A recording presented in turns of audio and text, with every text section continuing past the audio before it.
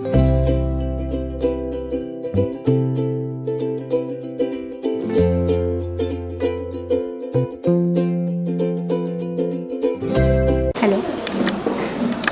Hello hello, नमस्कार. आवाज येतोय? नमस्कार. व्यासपीठावर उपस्थित मान्यवर, आजचे प्रमुख अतिथी माननीय श्री आलो, पुणे मॅनेजमेंट असोसिएशनचे माननीय श्री प्रसाद मिरासदार सर, ज्येष्ठ पत्रकार माननीय श्री माधव गोखले सर, संज्ञापन व वृत्तपत्र विद्या विभागाचे विभाग प्रमुख माननीय डॉक्टर संजय तांबट सर, इतर सर्व मान्यवर, उपस्थित प्राध्यापक आणि आपणा सर्वांचंच मी नम्रता आजच्या कार्यक्रमात सहर्ष स्वागत करते. गेल्या जवळपास 1-1.5 वर्षापासून हा उपक्रम सावित्रीबाई फुले पुणे विद्यापीठाच्या संज्ञापन व वृत्तपत्र विद्या विभागातर्फे आणि पुणे मॅनेजमेंट असोसिएशन तर्फे अविरतपणे घेतला जातो. एका संकल्पाप्रमाणे हा उपक्रम दर महिन्याला एक व्याख्यान किंवा मार्गदर्शन आयोजित करून वृत्तपत्र आणि माध्यमांशी संबंधित विशेष व्यक्तींचं व्याख्यान इथे ठेवलं जातं आणि आपल्या सगळ्यांना त्याचा आस्वाद घेता येतो. आणि हा संकल्प 2026 मध्येही सुरू आम्ही ठेवणार आहोत आणि त्यातलंच आजचं हे पहिलं पुष्प आणि हा आजचा विशेष कार्यक्रम. सर्वप्रथम मी माननीय श्री माधव गोखले सर यांना विनंती करते की त्यांनी आजच्या कार्यक्रमाची प्रस्तावना करावी. पुणे मॅनेजमेंट असोसिएशनचा मीडिया कोर ग्रुप आणि सावित्रीबाई फुले पुणे विद्यापीठाचा पत्रकारिता आणि संज्ञापन शास्त्र विभागाच्या वतीने आज होणाऱ्या कार्यक्रमासाठी आपण सर्वजण इथे इतक्या मोठ्या संख्येने उपस्थित आहात. तुमच्या सगळ्यांचं मनापासून स्वागत. माध्यमांचा विद्यार्थी आणि या नात्याने व्यंगचित्र समजून घेणं आणि व्यंगचित्र हा माध्यमातला एक महत्त्वाचा भाग आहे. सर्वसाधारणपणे आपण अग्रलेखांविषयी बोलतो, आपण इतर वर्तमानपत्रातल्या किंवा इतर लेखांविषयी, त्याचे मांडणीविषयी किंवा टेलिव्हिजनवर होणाऱ्या चर्चांविषयी बोलत असतो.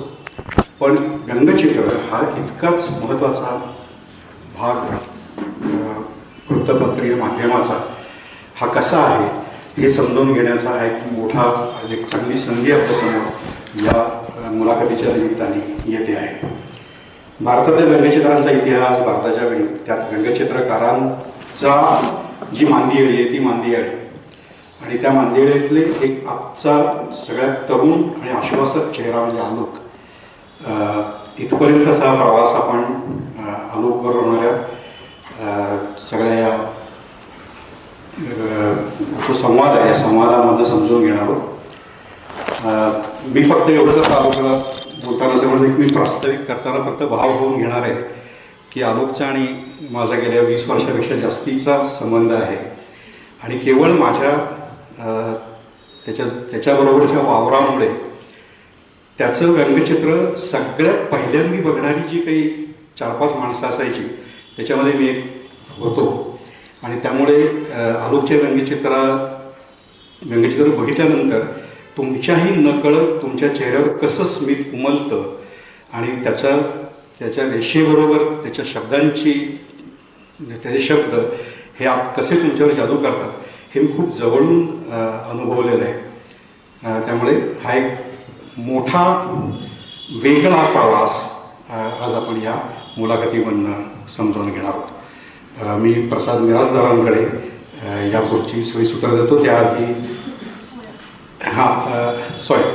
मी थोडा जम्प करतो आहे पण आपण आधी आलोक यांची ओळख करून घेऊ, काही फॉर्मॅलिटीज त्यातल्या करून आपण मुलाखतीकडे जाऊया. Thank you very much. धन्यवाद. सर, ज्यांच्या व्यंगचित्रातनं रोजच आपण त्यांना भेटतो त्यांची ओळख मी अगदी थोडक्यात करून देते. आपण अनेकदा ऐकलेलं असतं pen is mightier than sword, पण ब्रश हा तलवारीपेक्षा प्रभावी आहे असं ज्यांचं मत आहे ते आजचे मान्यवर आपले आहेत. माननीय श्री आलो. शब्दांनी स्वतःला व्यक्त करणं खूप सोपं असतं, पण शब्दांशिवाय स्वतःचं म्हणणं समोरच्यापर्यंत पोहोचवणं आणि ते तितक्याच चांगल्या पद्धतीने समोरच्यालाही कळणं यासाठी खरी कला गरजेची असते.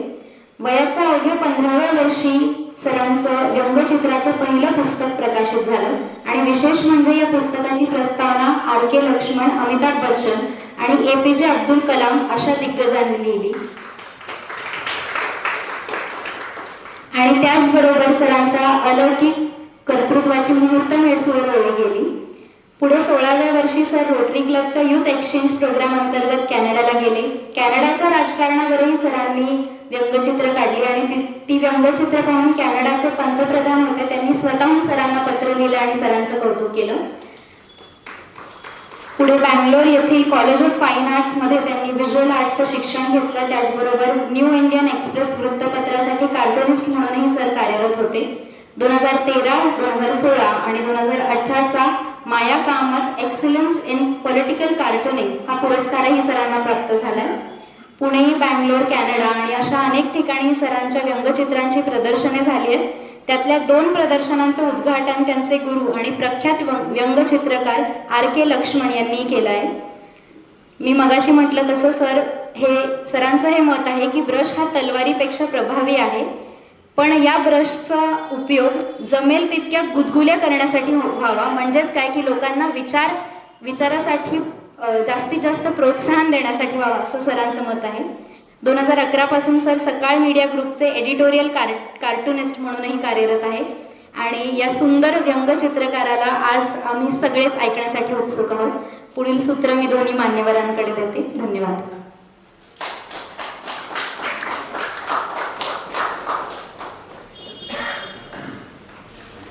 तांबट सर यांना विनंती करते की त्यांनी सरांचं स्वागत आणि सत्कार करावा.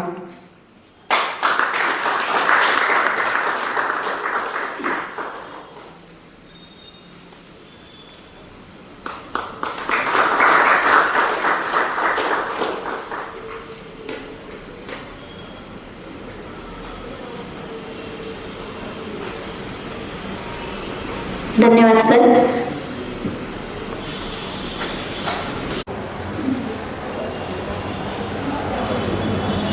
सावित्रीबाई फुले पुणे विद्यापीठाचा हा वृत्तपत्र विद्या विभाग आणि पुणे मॅनेजमेंट असोसिएशनतर्फे आपण सातत्याने दर महिन्याला एक या पद्धतीने ही व्याख्यानमाला आयोजित करतो आहोत.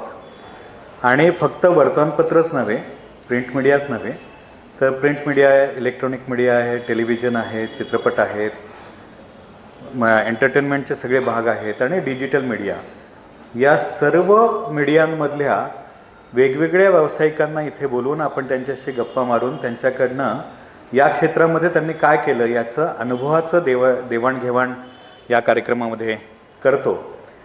आणि ते करत असताना आपण समजून घेतो की या इन्स्टिट्यूटमधनं आपण बाहेर पडत असताना पुढे करिअरच्या किती संधी आहेत, हे विश्व मीडिया आणि एंटरटेनमेंटचं कसं बदलतं आहे आणि त्यामध्ये आपल्या गुणांना कुठे कुठे वाव आहे, संधी आहे. कारण आपल्या सगळ्यांना माहिती आहे की आता नोकऱ्या राहिल्या नाहीत, गिग इकॉनॉमी आहे, वेगळ्या पद्धतीने विचार केला पाहिजे आणि त्याचप्रमाणे माध्यमं खूप वेगाने बदलत आहेत आणि त्याला जुळवून घेत आपल्याला हा प्रवास करायचा आहे.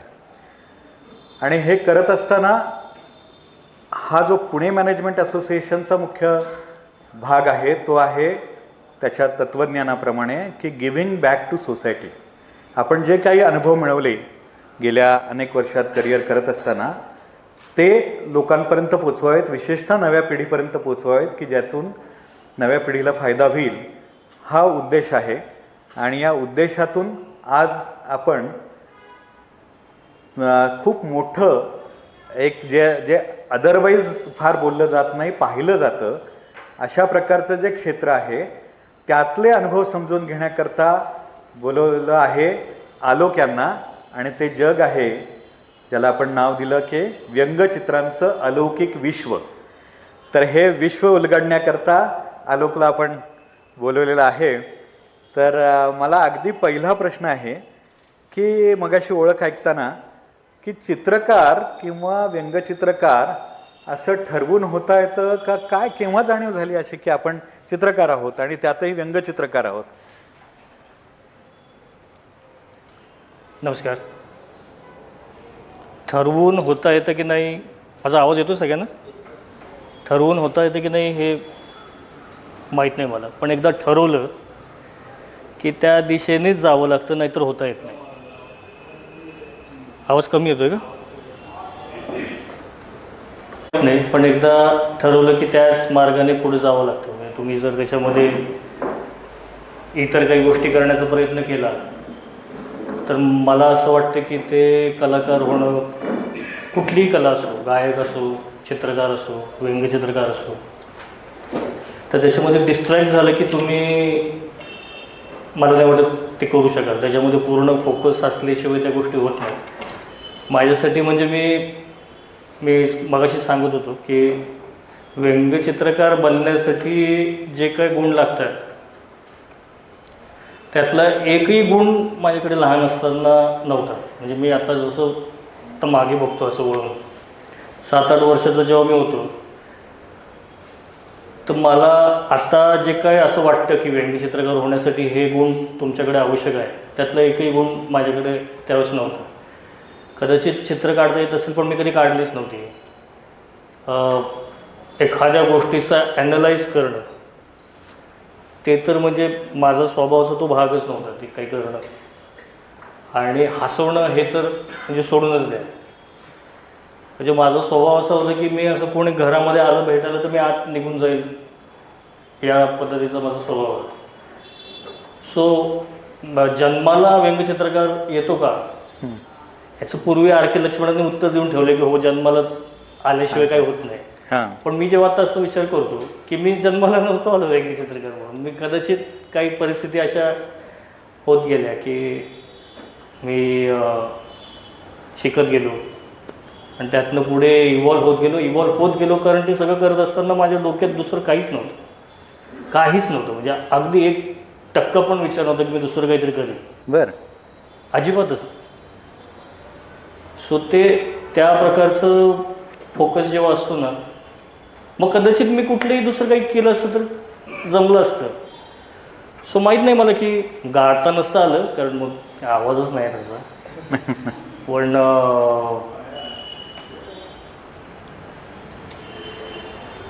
हां, पण मग ही जाणीव केव्हा झाली?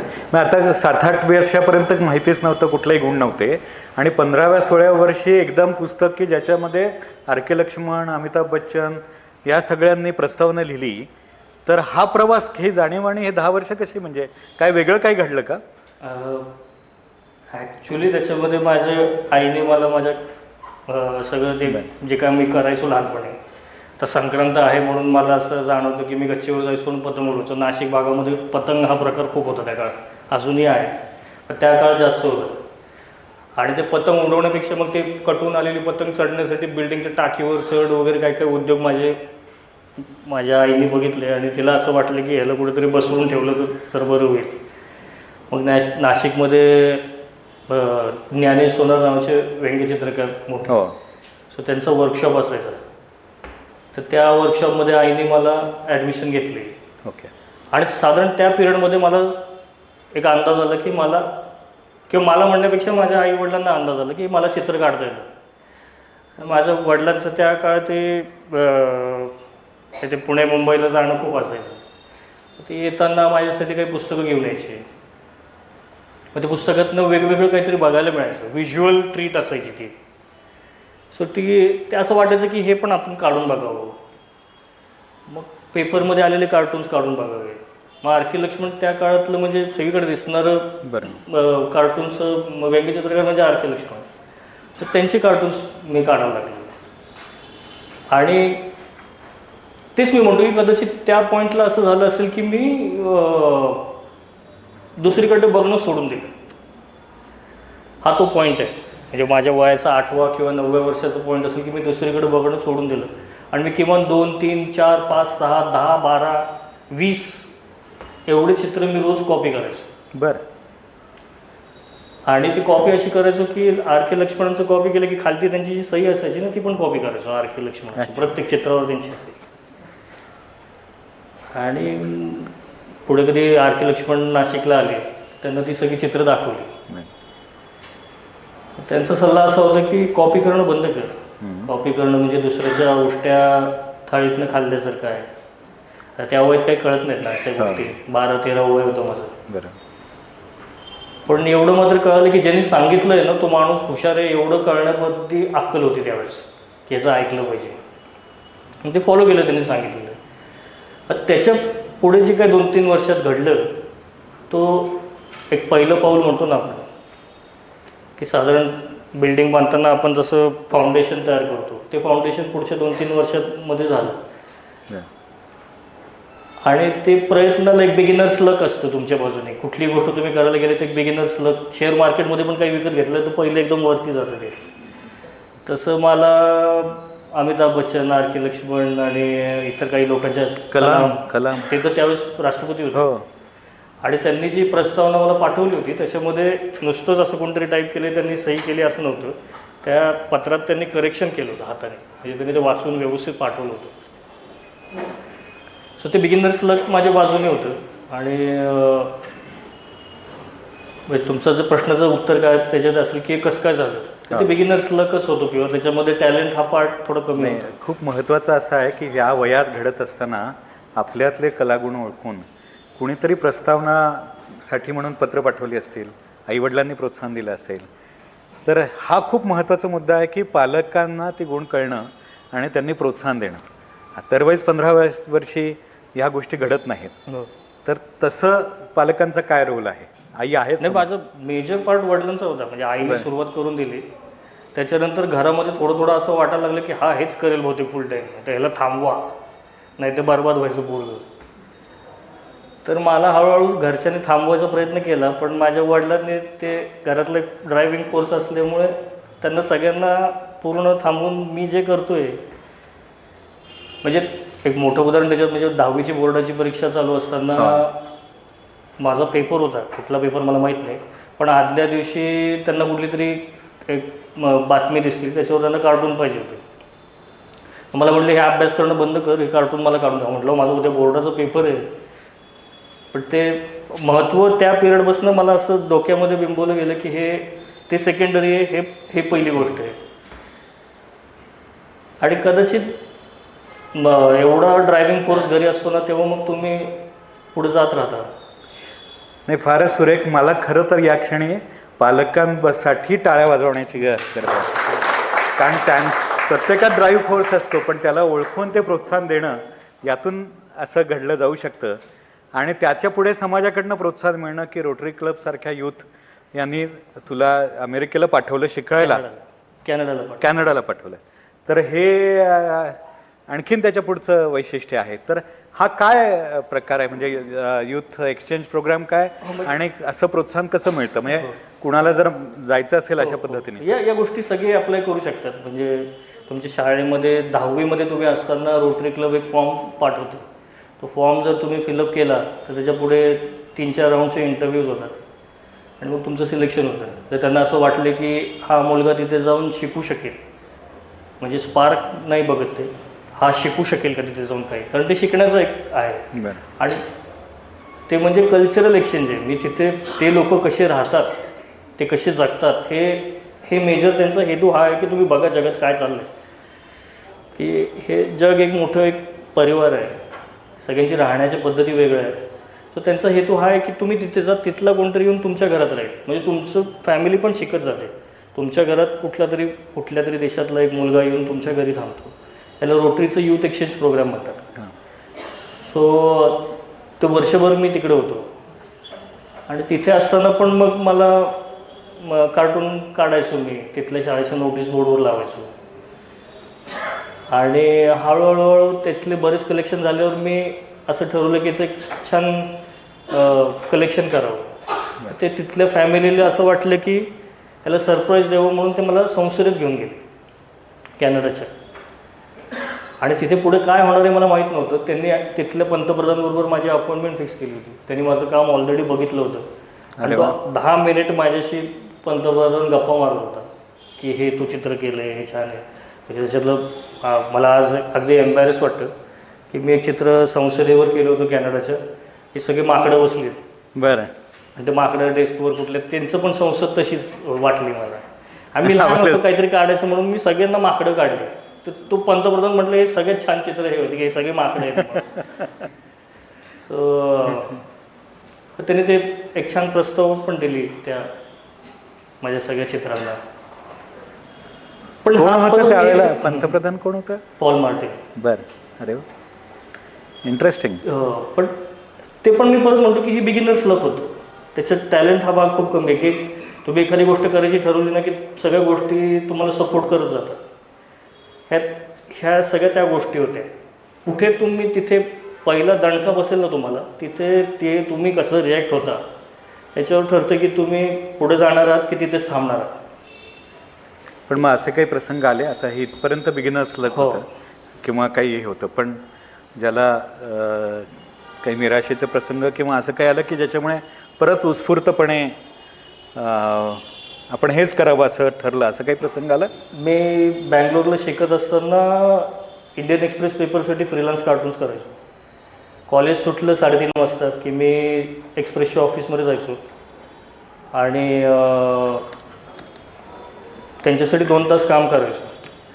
आणि चांगला ती पण एक मोठी स्टोरी आहे, ती काय फार सांगत नाही, पण चांगला जम बसला माझा तिथे की मी बँगलोरमध्ये तिथे मला थोडंफार लोक ओळखायला लागले. आणि अशी इच्छा झाली की आपण चेन्नईमध्ये जाऊन काम करावं, जे मेन हेडक्वार्टर होतं त्याचं.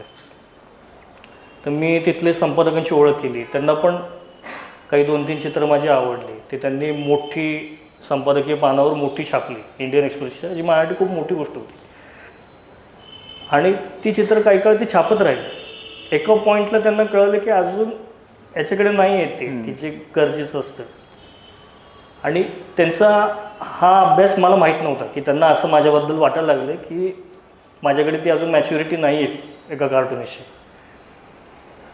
मी चेन्नईमध्ये गेलो जॉब मागण्यासाठी. बँगलोरच्या संपादकाला सांगितलं की आता मला बँगलोरमध्ये काम करायचं नाही, मी जाऊन चेन्नईमध्ये काम करणार. बरं. आणि चेन्नईमध्ये मी त्यांची अपॉइंटमेंट घेऊन गेलो. साधारण काहीतरी 10-11 वाजताची अपॉइंटमेंट असेल.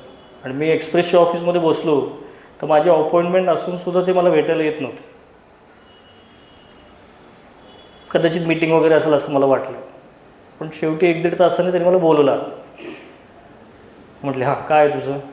म्हटलं ते असं असं मी आता चेन्नईमध्ये जॉब शोधायला आलो आहे. थांब म्हटलं तुला काही येत नाही, तुला काही येत नाही, तुझ्याकडे ना सेन्स ऑफ ह्युमर आहे ना तुझ्याकडे काय ॲनालिसिस पॉवर आहे, काही नाही. ते दुसरं काय तर तुला डिझाईन करता येतो पेपर? म्हटलं नाही हो. म्हटलं माझ्याकडे काही नाही तुझ्यासाठी. 4 वर्ष मी पूर्ण मेहनत करत होतो. ते संपल्यावर मला असं वाटलं की आता मला नोकरी लागेल. पण त्या पॉईंटला आल्यावर त्यांनी मला सांगितलं की तुला काहीच येत नाही, तुला काहीच येत नाही होतं. सो तो पॉईंट असा होता ना की मी कदाचित ते सोडून दुसरीकडे निघून गेलो असतो. पण मग त्याच्या पुढचा जो प्रवास होता त्याच्यामध्ये तुम्ही म्हणता ना की एक रियाज सुरू होतो तुमचा. कुठल्याही आर्टिस्टला विदाऊट रियाज तुम्ही आर्टिस्ट होऊ शकत नाही. आर्टिस्टच नाही, तुमच्या आयुष्यात काहीच तुम्ही प्रत्येक पाहिजे तुम्हाला 2-3 वर्षाचा तो मिनिमम फेज पाहिजे की ज्याच्यामध्ये तुम्ही फक्त जीव ओतून त्याच्यात पडला आहात. सो तो फेज माझ्यासाठी तो होता पुढचे 2 वर्ष 3 वर्ष की खरंच ह्या माणसाचं बरोबर आहे. मी माझी चित्र काढून बघायला लागलो, नाही आहे ती मॅच्युरिटी आपल्याकडे. म्हणजे कदाचित ते लक्ष्मण भेटले, कलामांनी पत्र लिहिलं, हे सगळ्या गोष्टी होत गेल्या ना, त्यामुळे मी एका धुंदीत होतो. बरोबर. आणि तो उथळपणा असतो ना, तो उथळपणाच होता. त्या माणसाने आकाशातनं खाली आपडलं जोरानं की काय तुला काही येत नाही, बस ते होतं सगळं, ते बिगिनर्सला का तर संपले, जा तू, तुला काही येत नाही. हा खूप महत्त्वाचा मुद्दा आहे, कारण तुम्ही फेल्युअरला ओव्हरकम करता तेव्हाच खऱ्या अर्थाने आणि सक्सेस. हा फेस कुठल्याही आर्टिस्ट याच्यात असणार. बरोबर. त्यांनी सांगण्यावर आहे, म्हणजे तू एखाद्याला सांगायचं नाही सांगणार, एम्बॅरेस वाटतं का एखाद्याला. पण हा ज्या आर्टिस्टच्या आयुष्यात असा फेज नाही आहे ना, असा आर्टिस्टच नाही. राईट. मग आता रियाज आणि हे जेव्हा करायला सुरुवात झाली तेव्हा पहिल्या कुठल्या चित्रांचा प्रभाव पडला किंवा जे प्रशिक्षण घेतलं, तर व्यंगचित्रांचं प्रशिक्षण देता येतं का, हा मला पहिला प्रश्न आहे. पण जर ते देत असेल तर कसं देतात आणि कुठला चित्रांचा प्रभाव पडला? तसं प्रभाव पडून झालं होतं ना. हां. प्रभाव पडला होता, पण मी ॲब्झॉर्ब केलं नव्हतं. ओके. सगळं बघून झालं होतं, सगळं वाचून झालं होतं, मी वाचन पण खूप करत होतो त्यावेळेस. पण ते कितपत आत त्याला पूर्ण शोषून घेत होतो, ॲब्झॉर्ब करत होतो, म्हणलं अंगी लागणं म्हणतो ना आपण, ते होत नव्हतं. मग ती प्रोसेस ना ही इंडिव्हिज्युअल प्रोसेस आहे खूप. ती तुम्ही असं सांगू नाही शकत की बाबा सकाळी उठून साबण लाव वगैरे असं सांगता येत नाही ते. सो त्या याच्यामध्ये मी ज्या काही गोष्टी करत गेलो की खरंच माझं एक तर चित्र चांगलं आहे का, माझं नॉलेज चांगलं आहे का त्या बाबतीतलं, मी ज्याच्यावर काढतो आहे काही विनोद घडता येतो आहे का, ॲनलाइज चांगलं करता येतं आहे का, सगळ्या गोष्टीचा मी इंडिव्हिज्युअली विचार करायला लागलो. आणि मग त्याच्यातनं तुम्ही एकदा ठरवलं की त्या गोष्टी होत जातात, मग ते मार्ग तुम्हाला फक्त शोधायला लागतो. सो तो फेज माझा तिथनं सुरू झाला साधारण. आता तुम्ही जे विचारताय की शिकवू शकतो का, हां तर साधारण आता मी जेव्हा लक्ष्मणांबरोबर होतो तेव्हा त्यांनी असं कधी सांगितलं नाही की ही गोष्ट कर, फक्त ती कॉपी करू नको एवढं सांगितलं. आणि मी तुम्हाला साधारण सांगतो की टोटल असं जर तुम्ही बघितलं ना, मी सहज 200 ते 300 तास मी त्यांच्याबरोबर होतो. वास्तव्य माझं तेवढं होतं त्यांच्यावर. अरे वा. पण कधी असं त्यांनी सांगितलं नाही की ब्रश असं पकड किंवा अशी ही बातमी वाच किंवा असं काहीतरी कर, असं कधीच त्यांनी सांगितलं नाही. हां, अशा गोष्टी सांगितलं म्हणजे आम्ही त्यांना एकदा माझ्या गाडीतनं फिरायला घेऊन गेलो गणपतीचं मंदिर बघायला. तर एक गरीब पोरगा आला तिथे, पाऊस पडत होता, तर ते म्हटले की पैसे दे म्हटले मला, आणि त्याला पैसे दिले. त्यावेळेस वाणी गेली होती, पण ते हातवारे करून सांगत होते की गरिबांना नेहमी मदत करायची. सो अशा गोष्टी त्यांच्याकडनं मी शिकलो असेल किंवा ते सांगितले असतील. पण व्यंगचित्र कसं करायचं हे माझ्यावर आहे की मी त्यांनी काय करून ठेवले किंवा या चित्रामध्ये काय आहे हे बघून बघून मग मला ते शिकायला लागतं ना. सो ती व्यंगचित्रकार एखाद्याने बनवायचं ठरवलं तर असे 2-3 सल्ले त्याला मिळू शकतात. पण त्याच्या पलीकडे मग ते कमर्शियल गोष्ट होऊ शकते की ठीक आहे, ये तुम्ही 10 जण बसा, मी तुम्हाला शिकवतो. हां शिकायचं की नाही हे त्या व्यक्तीवर आहे शेवट. बरं. नाही, आता ह्याला धरून आपल्याकडे असे मगाशी चर्चा आमची चालली होती की आपल्या व्यंगचित्राचं काही NEPला धरून कोर्स करूया किंवा डेव्हलप करूया. तर असा कोर्स डेव्हलप करणं शक्य आहे? शक्य आहे, का नाही. मी तांबट सरांना आपल्याला सांगता हो येईल. हो, शक्य आहे, करता येईल. अगेन तुम्ही शिकवू शकता त्यांना, पण ते शिकतायत का नाही हे त्यांच्यावर आहे. म्हणजे एखाद्याला तुम्ही डॉक्टर की शिकवू शकता आणि तो शिकेल त्याच्यातलं, कारण त्या गोष्टी ठरलेल्या आहेत की हे औषध दिलं की हे बरं होतं. तसं कार्टूनचं नाही आहे ना, तिथं रोज वेगळं औषध पाहिजे, रोज नवीन क्रिएशन आहे त्याच्यामध्ये. सो ज्याने शिकायला ठरवलं आहे त्याच्यामध्ये पण ते उपजत पाहिजे. आणि हा उपक्रम चांगला होऊ शकतो कारण असं जगात कुठे नाही आहे. जर ते एखाद्याने तो कोर्स सिलेबस तयार केला तर एक एक्सपेरिमेंटल बेसिसवर खूप छान आयडिया होऊ शकते ती. राईट, खूपच छान. मला वाटतं या पॉईंटला आपण काही व्यंगचित्र पाहून समजून घ्यायचा प्रयत्न करू की जगामधले काय व्यंगचित्र होती, प्रभाव काय पडला, आणि थोडं समजून घेऊया की आपल्याला पण शिकता येतं का काही. आता हे जगातलं सगळ्यात जुनं व्यंगचित्र ह्याला म्हणतात. हा नेपोलियन आहे फ्रान्सचा, आणि हा इंग्लंडचा. हा नेपोलियन आहे आणि हा विल्यम पिट आहे. आणि ते फ्रान्स आणि इंग्लंडचं त्यावेळेचं जे काय सगळं पॉलिसी होती ते जग वाटून खात आहेत दोघं. सो व्यंगचित्र हे पहिलं व्यंगचित्र जे प्रसिद्ध झालेलं त्या काळचं. हां, आता हे तुम्ही जर बघितलं ना तुम्हाला असं वाटेल की हे पेंटिंगच आहे, हो, फक्त त्याला एक्झॅजरेशन केलं आहे. तर हात बघा कसं केलं आहे. तो हात एखाद्या रिअलिस्टिक पेंटिंगसारखा हात आहे. इवन हा हात, तो वरचा हात पण, तो फोर्क पण जो काढला आहे तो अगदी रिअलिस्टिक आहे. ती डोक्यावरची टोपी सगळंच. काही प्रमाणात त्यांनी फक्त त्याला अतिशयोक्ती दाखवली आहे. नाक थोडं मोठं आहे, डोळे मोठे केलेत, ह्याचे ओठ बघा, त्याच्यामध्ये तुम्हाला एक्झॅजरेशन दिसेल. पण बाकी सगळं हे जे खालचं काम केलं हे रिअलिस्टिक काम आहे. हे काम करायला निदान 3 दिवस लागले असणार त्याला. सो हे इथनं सुरुवात झाली त्या कलेची. हे आहे साधारण 1770चं कार्टून आहे. अरे वा, हो, नेपोलियनच्या काळात. तेव्हाची परिस्थिती आणि आत्ताची काहीच बदल नाही. ट्रम्प सुद्धा असंच काहीतरी नाही, पण तो एकटा खातोय, तो दुसऱ्यांना नाही खाऊ. दुसऱ्या अख्खं तोंडात घालतोय. ओके. हे पण त्याचं चित्र आहे. आता हे तुम्ही बघायला गेलं ना इतकी डिटेल आहेत की समजा माझ्यासारखं कोणी तरुण व्यंगचित्रकार जर बघितलं तर असं वाटेल की हे आपल्याला जमणारच नाही. हां, इतके डिटेल्स त्याच्यामध्ये आहेत सगळे. हे पण गिलरेचंच कार्टून आहे त्याच पिरियड. त्याच्यानंतर आला फिल्म मे. हां. एक साधारण रेफरन्स म्हणून सांगतो की आर के लक्ष्मणांचे गुरु डेव्हिड लो. हो. डेव्हिड लोचे गुरु फिल्म मे. सो ही ती जनरेशन आहे. आता त्या गिलरेच्या कामावरनं फिल्म मेनी जवळजवळ 80% रेषा कमी केले. हो. कमीत कमी रेषामध्ये आलं की जिथे ते असं वाटतं की आपण हे करू शकू. वाव. हे पण फिल्म मेचंच काम आहे. त्यांनी रेषा खूप कमी केल्या. म्हणजे ही कला कशी इव्हॉल्व्ह होत गेली मी दाखवतो.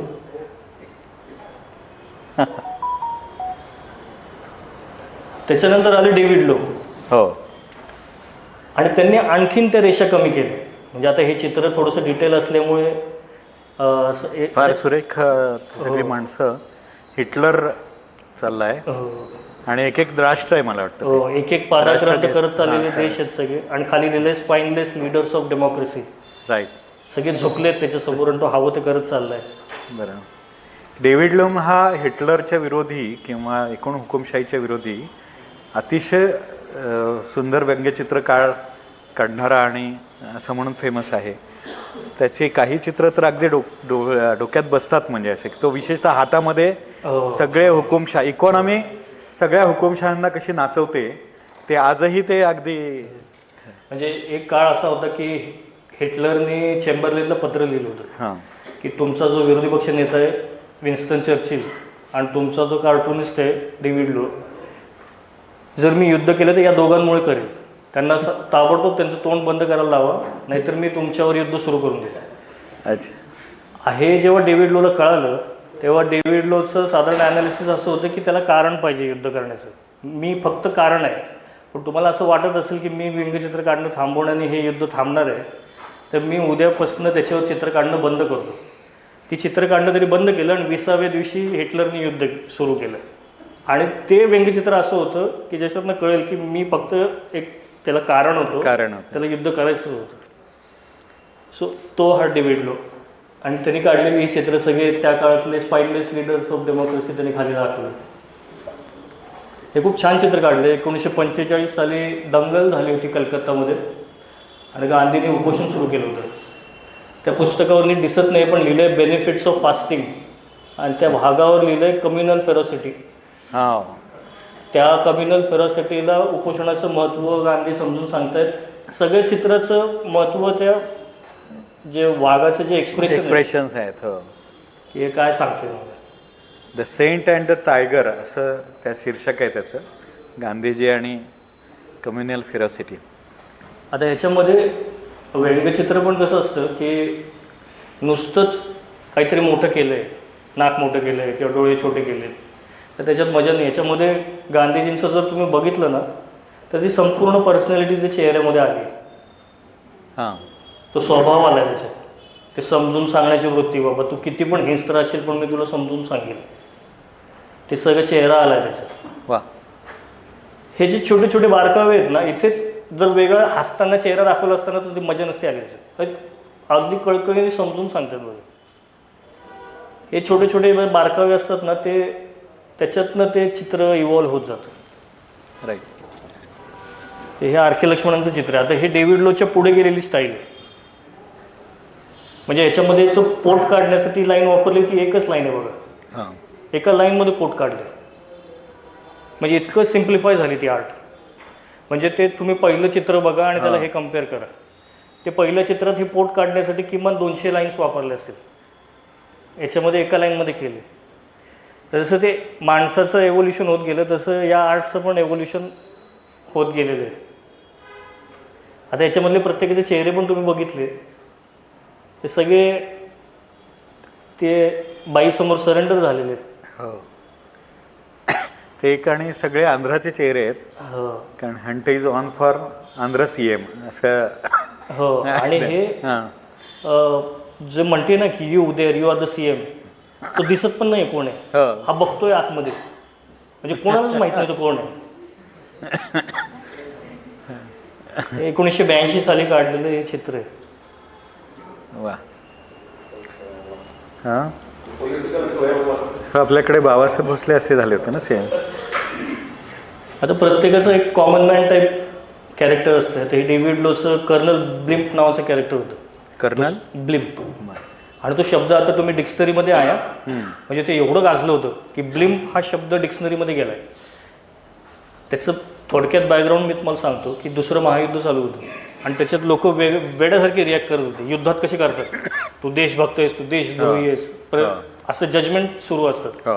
आणि लोच्या कुठल्याही चित्रावर हजारो पत्र यायचे, अगदी शिवीगाळपर्यंत सगळे प्रकार यायचे आणि लोक ते चित्र समजून घ्यायचा प्रयत्नच करायचे नाही. कॉमेंट डायरेक्ट यायची आणि सगळ्यांना आता म्हणजे ते सैनिक झालेले होते डोक्यात सगळे युद्धाच्या काळात. आणि लोला त्या सगळ्या वागण्यामध्ये एक वेडेपणा दिसायला लागला की वेड्यासारखे वागतात मग. राईट. मग त्यांनी ते कर्नल नावाचं पात्र तयार केलं ज्याला ते कर्नलचे कपडे नाही आहेत पण तो म्हणायचा ते कर्नल. अच्छा.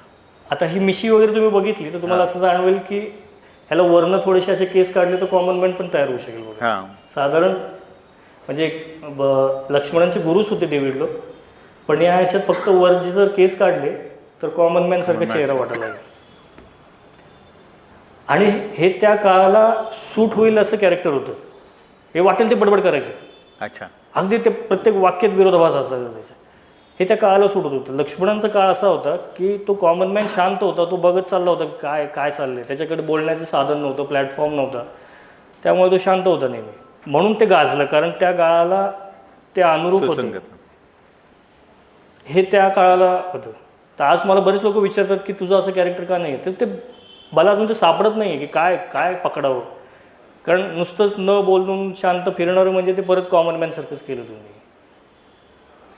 सो ते हे दोघांनाही ते कॅरेक्टर सापडली आहेत किंवा ते स्वतःहून त्या कार्टून्सकडे आलेली कॅरेक्टर म्हणजे हे लोकडे पण म्हणा किंवा लक्ष्मणांकडे पण म्हणा. ते साधारण एवढं मोठं असायचं कार्टून. म्हणजे हा फोटो मी त्यासाठी हे डेव्हिड लो आहे. हे कार्टून म्हणजे ऑलमोस्ट या साईजचं आहे. एवढं मोठं म्हणजे आता मी करतो ते A3 साईज असते. बरं. काही लोक A4वर पण करतात पण हे एवढ्या मोठ्या साईजवर काम करायचे. आणि यांची सगळ्यात मोठी खासियत ही होती की हे अमेरिकेला कार्टून पाठवायचे आणि त्या काळात इंग्लंडहून अमेरिकेला ते कार्टून पोचायला 45 दिवस लागायचे. तर ह्यांची एक खासियत अशी होती की 45 दिवस आधी ते इमॅजिन करायचे की काय सिच्युएशन होणार आहे आणि त्यावर चित्र काढून पाठवायचे आणि ते 100% तसंच व्हायचं. म्हणजे एवढा त्यांचा अभ्यास दणका झाला होता.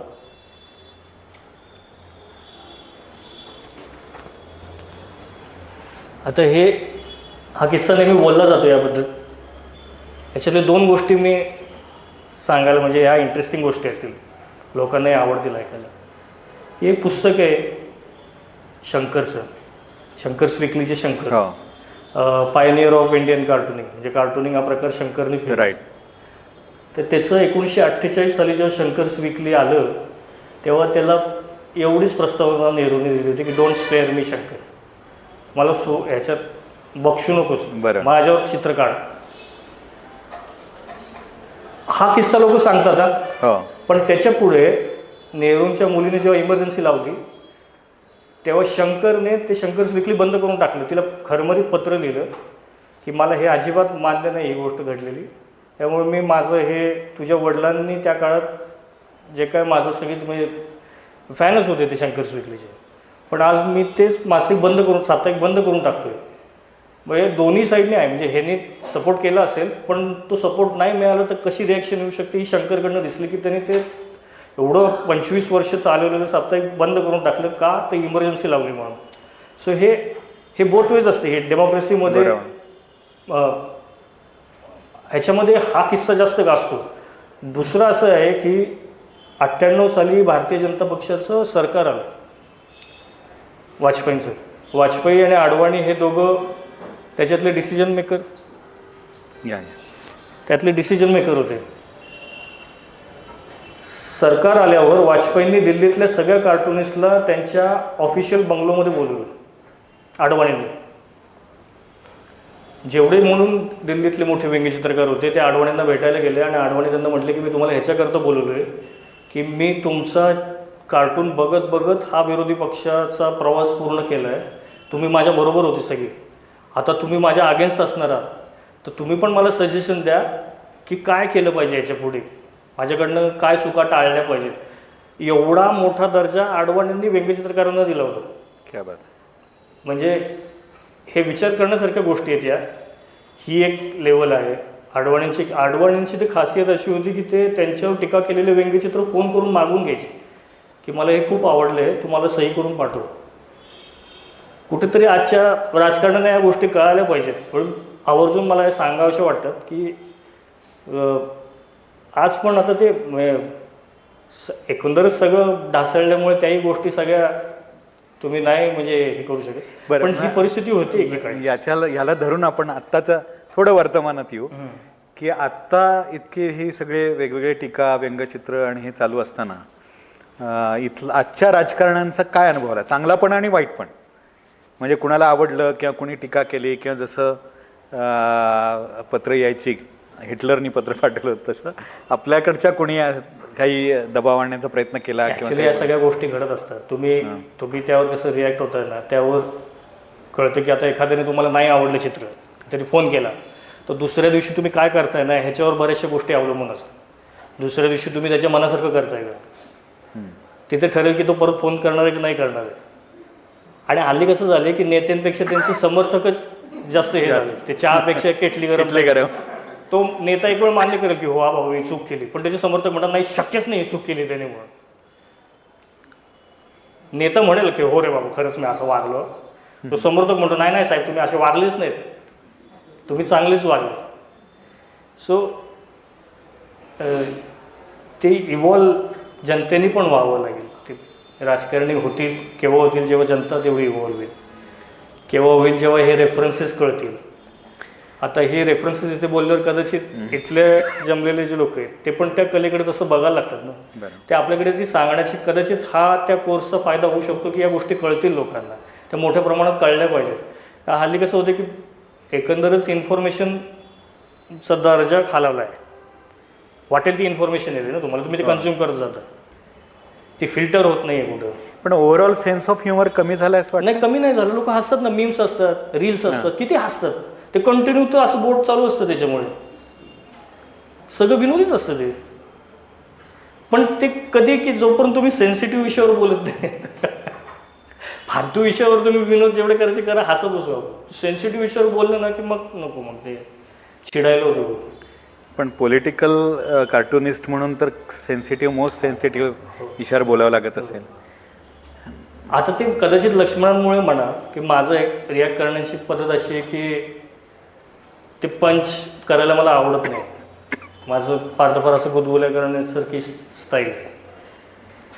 सो मला तसं फारसा त्रास होत नाही फारसं, आणि झालं तरी मी फारसं त्याला लक्ष देत नाही. पण असा कुठला किस्सा आहे का की कोणीतरी फोन केला काय झाला हे आता ते कळालं तर मग ते परत फोन हे देवाभाऊ भर ह्याच्यामध्ये म्हणाले होते राज ठाकरेंना की तुम्ही बाकी कसंही व्यंगचित्र काढा पण पोट माझं चांगलं दाखवा म्हणून, पोट एवढं काढू नका वगैरे. तर अशा प्रकारचं तरी काही इंटरॅक्शन होते? असं नाही होते, त्यांना ते हवं तसं काढा, फक्त आम्ही जी केलेली कामं आहेत ती दाखवू नको. असं झालं आता. पाहिजे तो पोट अजून डबल का, पण ते पोटात काय ते दाखवू नको. पण मग आज आता सध्या राजकीय व्यंगचित्रकार म्हणून खूप खुराक मिळत असेल? हो हो. मी हल्ली डोकं घेऊनच जात नाही ऑफिसला, फक्त हात जातो, माझं चित्र करून येतो. इतके विषय मिळायला लागले जातात आणि सोपं झाले. गेले 20-25 दिवसात तर खूपच सोपं झालं. राईट. येस. मग आता आपण पुढचे पाहायचे का? आता हे पत्र आहे, हे लिहिले 83 साली, ठीक आहे. 75ला शंकर्स वीकली त्यांनी प्रोटेस्ट करून बंद केलं. आता हे इंदिरा गांधीने पत्र लिहिले त्या पुस्तकाला. Nehru enjoyed a hearty laugh, often at his own expense. Without his humor, he could not have been so buoyant and creative. We loved to spar with persons who had a gift for witty repartee. He relished the company of those who could simultaneously see the light as well as the serious aspects of life. Cartoonists have become an integral part of the intellectual life of a modern society. Some draw without intent to draw blood, some remove masks and hold mirror to the face of the society. There cannot be a cartoon without a certain amount of irreverence. But it depends on the cartoonist whether the irreverence aims at malice or irony. Shankar was at the height of his powers as a social and political commentator during the last phase of the struggle of independence and during Jawaharlal Nehru's prime ministership, which were also the years when the promise of independence was redeemed. Shankar was not afraid to wound if there was a reason to do so. From Jawaharlal Nehru, he got affection and even indulgence. The title of this collection is indicative of Jawaharlal Nehru's own attitude to life. Turning over its pages, we relive the controversies of yesterday, the vanities of some, and the intrinsic strength of the man who stood above them in large-heartedness, ability and vision.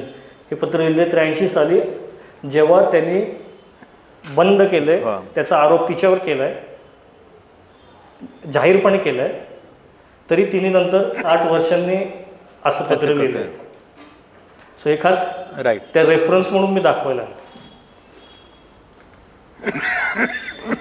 हे नेहरूंवर शंकरने काढलेले काही चित्र आहे. एक त्या काळची style आहे ही. हे 48 सालचं चित्र आहे. हा प्रश्न अजूनही आहे. हो, अजूनही आहे.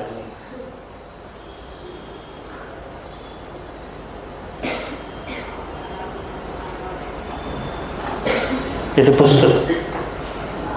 वा. हे कॅनडामधलं डंकन मॅकफर्सन नावाचं कार्टून असते. याची स्टाईल मला खास आवडते बोलते पण मी दाखवायला आलो. याच्यात पण खूप प्रचंड डिटेलिंग आहे. हां, क्या बात आहे. हा तोच कार्टून असतो. हे बाळासाहेबांचं एक चित्र आहे. नाकी 9 आली म्हणून ते 9 जण नाकावर बसले. हो, राईट.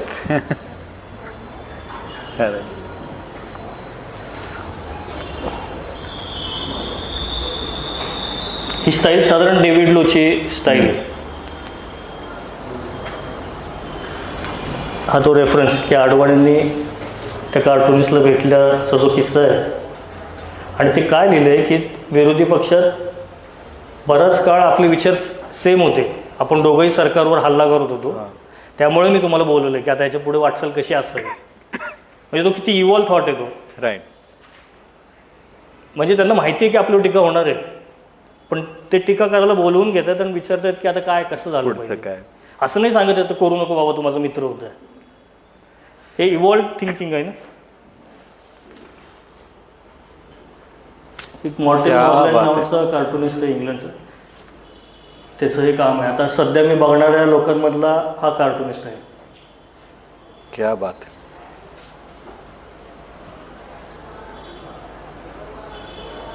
हे सगळं अजूनही ते लोक वॉटर कलर आणि पेपरवर काम करतात. तर बरेचसे लोक, मी पण डिजिटलवर शिफ्ट झालो. हे किती 23 सालचं आहे. हो, 23.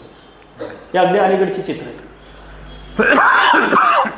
हा अमेरिका आहे. डोनाल्ड ट्रम्पच्या सगळ्या हरकती बघून सायकेट्रिस्टकडे आली आणि सांगते की काय चाललंय. ते सायकेट्रिस्ट त्याचं ऐकून उडी मारून त्यांनी सुसाईड केली. म्हणजे जबरदस्त आहे. म्हणजे विदाउट शब्दात सगळं, विदाउट शब्दात सगळं सांगितलं. हे बिनशब्दाचे जे कार्टून्स आहेत, विशेषतः शिदा फडणीस आपल्याकडे प्रसिद्ध आहेत. सगळ्यात अवघड प्रकार. सगळ्यात. हां, सगळ्यात अवघड प्रकार. तर तुझी पण अनेक बिनशब्दाची कार्टून्स आहेत. तर काय तो एक वेगळा दृष्टिकोन लागतो का, कशा पद्धतीने हाव यूज. तसं शास्त्रीय संगीत आहे, रॅप संगीत आहे, रॉक संगीत आहे, तसं तो एक कॅप्शनलेसचा एक प्रकार आहे. जसं मी म्हटलं की त्याच्यात तुमचं डोकं तसंच चाललं पाहिजे. म्हणजे हे पण करेल ते पण करेल नाही, तेच करेल तरच ते सुचतं, नाहीतर ते नाही सुचत. शिदा फडणीसनी फक्त तेवढंच केलं, त्यांना ते तसंच दिसतं पण सुचतं पण वगैरे. आता याच्यामध्ये मग असा प्रश्न येतो की रोज आपण कार्टून काढायचं, रोज आपण त्याबद्दलचे हे शोधायचे, हे डेली लिहिण्यासारखं आहे. आणि तर शिदा फडणीस वगैरे कसं त्यांना सुचलं की त्या प्रकारचं व्यंगचित्र काढाय. मग हा दोन्हीमधला फरक आहे. तर त्याच्याबद्दल काय वाटतं. म्हणजे रोज माझं तर रोज 2 असतात. हो. नंतर साप्ताहिक सकाळचं एक फुल पेज कार्टून असतं. सरकारनामासाठी मी काढून काढतो. मध्यंतरी फॅमिली गाईड नावाचं एक साप्ताहिक होतं, त्याच्यासाठी काढून. सगळ्यांचे विषय वेगवेगळे आहेत. हो. सामसाठी पण ते सामसाठी ते ॲनिमेट करायचो. ॲनिमेट केलं. अच्छा, तीच चित्र. हां, तीच चित्र ॲनिमेट करायचो. पण मग साधारण आठवड्याला 15, 16, 17 आयडिया जनरेट कराव्या लागतात. मग प्रोसेस काय असते? मग आपण सहज विचार की तुम्ही पॉईंट्स काढता, एखादं सुचलं की लिहून ठेवता, डायरी लिहिता, एक्झॅक्टली काय घडतं की, कारण असं एक उत्स्फूर्त सुचणं का बाबा छताकडे पाहत बसलं की सुचतं, व्हॉट इज छताकडे बघत बसत राजकारण्यांकडे बघत बसतो. ते करतात सगळं, मी फक्त ते करतात ते काढतो. हल्ली तर तेच करतात सगळं. पण तिथे जसं आपण गाडी चालवायला शिकतो ना, एकदा शिकलं की मग तुम्ही विचार नाही करत की आता आता दुसरा गिअर टाकायचा आहे, आता तिसरा गिअर टाकायचा आहे. ते तुमचा हात, तुमचे पाय, Automatic. सगळं ते करावं लागतं. ऑटो पायलट मोड जातो सगळं. तसं ह्याचं पण तसंच आहे की आता एकदा सुरू झाली गाडी, एक आता माझं तर आपल्या म्हणतो की आपण एक तप 12 वर्षाचं एक तप असतो मला. हो. सो ते गेल्यानंतर सुचत जातं मग तुमची क्युरिओसिटी आहे का रोज वेगळा विचार करण्याची, विचार करावासा वाटतो का तुम्हाला, ते या सगळ्या गोष्टी त्याच्यात आहेत. आणि मग आता या स्टेजवर कुठेतरी असं जाणवतं की हो, इनबॉर्न असावं लागतं थोडंसं रोज ते. कारण मी असे प्रश्न ऐकल्यावर हे गोष्ट म्हणतो बरं. की कसं जमतं ते, तर माझं असं जमतं की जमतं. मग कदाचित ते इनबॉर्न असेल की इतकी वर्ष करत गेल्यामुळे आलं असं. सो ते सुचत जातं. आता मी ऑफिसमध्ये सकाळी 9 वाजता, पहिले मी उशिरा जायचो, 2, 2:30, 3 वाजता जायचो. पण मला आता इथे गुरु महत्त्वाचं आहे. मला मिसेस लक्ष्मण एकदा म्हटले की असं का उशिरा जातोस, ही क्रिएटिव्हिटीची वेळ नाही आहे, सकाळी जा. लक्ष्मण नेहमी सकाळी जायचे, ते 9 वाजता नेहमी शार्प ऑफिसमध्ये असायचे. मग तेव्हा असं जाणवलं, अरे हो, हे बरोबर बोलत आहे. मग मी परमिशन घेतली, मला ऑफिस पण हो म्हटलं. मग त्याच्यानंतर जाणवलं की हो, सकाळी क्रिएटिव्हिटी छान असते. तुम्ही एकदा नजर फिरवली काय काय घडले तर तुम्हाला माइंड तुमचं सपोर्ट करतं थिंकिंग करण्यासाठी. अशा छोट्या छोट्या सवयी आहेत ना, त्याच्यातनं ते होत जातात. आता त्या अनकॉन्शियसली कुठले सवयी आहेत ह्या कदाचित मी नोटीस पण नाही करत, त्या होत जातात. जसे सकाळी ऑफिसला जाणं असेल किंवा स्पेसिफिक काही बातम्या वाचणं असेल, अशा गोष्टी असतात त्याच्यामध्ये. मग एक प्रश्न असा आहे, जर्नलिझमला विशेषतः आम्ही सगळे शिकलो जर्नलिझममध्ये, तेव्हा बेसिकली एक सवय होते म्हणजे तुम्ही स्केप्टिकल होता. जगातल्या सगळ्या गोष्टींकडे शंका सूर म्हणून शंकेने बघण्याचे एक हे येतं की एखाद्याने प्रश्न जरी विचारला, न्यूज जरी दिली, तरी याचा हेतू काय असेल, त्याच्या पाठीमागे काही आहे का, नेमकं काय आहे, तर हा आपोआपच सवयीचा भाग येतो. तसं आपली नजर ही सतत विसंगती शोधत असते का, सुसंगती दिसतच नाही का? नाही, आता ह्याच्यात परत गुरूंनी सांगितलेलं वाक्य, आता तुम्ही बोलताय तसं मला आठवतंय. हां. लक्ष्मण नेहमी म्हणायचे की तुम्ही कुठल्या पण राजकारणाकडे बघताना डिग्निफाईड इररेव्हरन्स पाहिजे. इररेव्हरन्स म्हणजे अनादर, पण तो पण एका डिग्निफाईड पद्धतीने अनादर. म्हणजे तू वेडा आहे असं नाही, पण मी नाही रिस्पेक्ट करत तुझा, मी नाही आदर करत, पण डिग्निफाईड पद्धतीने. मग ते सुचत जातं. तो ॲटिट्यूड पाहिजे तुमच्याकडे. नाही बाबा तू सगळे म्हणतात तू भारी, पण मला नाही वाटत तू भारी. तो डिग्निफाईड इररेव्हरन्स जो आहे ना, तो कार्टुनिस्ट होण्यासाठी खूप महत्त्वाचा आहे. तुम्ही एखाद्याचं भक्त बनले किंवा पूजक बनले ना, संपलं, तुम्हाला तिथं तुम्ही नाही करू शकत काही. आणि मग ते तुम्ही म्हणता जसं पुलं म्हणायचं ना की विसंगती समजण्यासाठी सुसंगती पहिले कळावी लागते. एक्झॅक्टली. सुसंगत काय आहे हे जर तुम्हाला एकदा समजलं ना की हे सुसंगत आहे, असं बसणं सुसंगत आहे, असं नाही बसलं पाहिजे, मग त्याच्यातनं ते ह्युमर क्रिएट होत जातो सगळा. विसंगती कधी समजेल जेव्हा सुसंगती समजेल. मग इथं एक फिलॉसॉफिकल जास्त प्रश्न की आपण सुसंगतीचा आग्रह धरतो जगाकडे, प्रत्यक्षात ते विसंगत आहे, जे दाखवण्याचं काम लेखक, व्यंगचित्रकार हे करतात की कसं विसंगतच आहे. आपण धरतो की आता हा असं सुसंगत वागायला हवा म्हणून, असं कोणी वागत नाही प्रत्यक्षात. बरोबर. तर व्हॉट डू यू थिंक? अगदी बरोबर आहे. आणि टू इच इज ओन ना, तुम्हाला वाटेल ही सुसंगत आहे, मला नाही वाटत, पण एक साधारण तुमच्या सत्सद विवेक बुद्धीला वाटतं की बाबा हे करणं म्हणजे नॉर्मल आहे, हे करणं म्हणजे ॲबनॉर्मल आहे. राईट. तर तिथे तो ह्युमर आहे सगळा. राईट. आणि सेन्स ऑफ ह्युमर समाजाचा कधी कमी होईल जेव्हा समाजाला ती विसंगती कधी समजणं बंद होईल, जेव्हा सुसंगती समजणं. तर समाजच विसंगत झाला सगळा, तर सेन्स ऑफ ह्युमर खाली जाईल. मग त्याला हे कळत नाही की बाबा हा खरंच विनोदी बोलतोय, ते सिरियसली बघतात. सिरियसली बघता. राईट. आता थोडं घडताना दिसतंय असं. हो, घडतंय. तुम्ही न्यूज चॅनल लावून बघा. हां. ओके, बरं. मग आता आपण पुढे आपल्या कार्टुनिस्टकडे जायचं का अजून? नाही, तुम्ही एवढं सांगलं होतं, म्हणजे माझे कार्टून मी मुद्दा मांडले नाही तिथे. बरं. नाही, पण काही कार्टून्स आपल्याला नक्की बघायला आवडली असती, पण मग प्रत्यक्ष काढून बघायची का काय करायचं? म्हणजे थोडंसं डेमो पण होईल, कारण आपण त्यांची कार्टून्स पाहिली आहेत. मला वाटतं सकाळमध्ये अनेक वेगवेगळ्या प्रकारे व्यक्त झालेले आहेत, हसलो पण आहेत, काही कायम आठवणारी पण अशी आहेत. उदाहरणार्थ शेतकरी मोर्चा मोठ्या प्रमाणावर येतो आहे मंत्रालयात आणि तिथे ते गॅलरीतनं ट्रॅफिक जाम होईल म्हणून जाण्याबद्दलचा विचार करताय. हे मला फार आवडलं होतं तेव्हा. किंवा अशा अनेक विसंगती आहेत की ज्या डोळ्यासमोर येतात लगेचच. मग काय डेमो करायचा का कसं करूया? करू ते पण. आपण काही किती 4-5 करूया. मी खाली बसू म्हणजे मला पाहत आहे.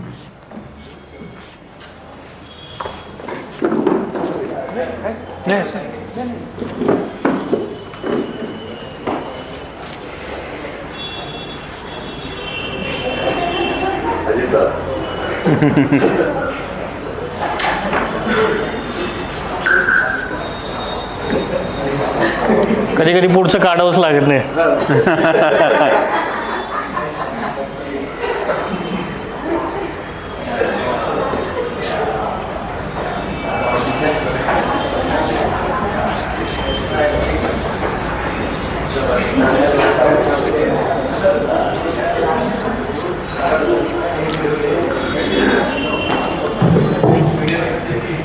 आता तुम्ही फोटो जर बघितला ना, तर त्या फोटोमध्ये असं काहीच नाही आहे. हे सगळं मी माझं फ्रीडम घेतलं आहे. आता हे कसं घेतलं आहे मी सांगू नाही शकत, पण तीच कदाचित ती कला आहे. बरं. या चेहऱ्याबद्दल मी वाटेल ते करू शकतो. आता असं कसाही ओढेल, पण तो माझा चेहरा आहे, त्यांचा नाही आहे. सो एकदा तुम्हाला ते कळालं ना की कुठल्या चेहऱ्यामध्ये काय आहे, की मग ते मजा यायला लागते काम करताना.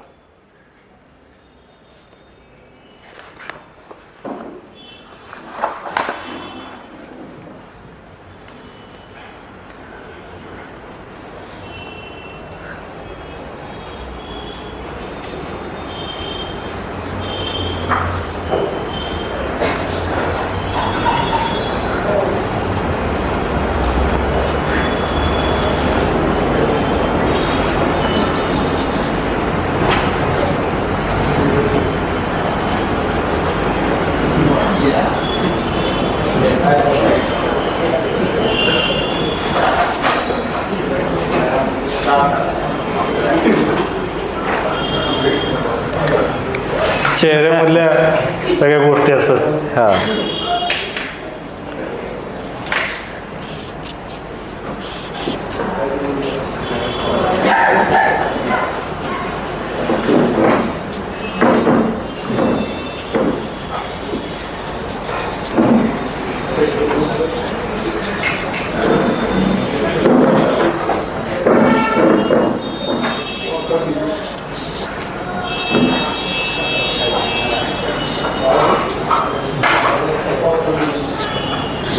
त्यांच्या हातात कायम फाईल असते.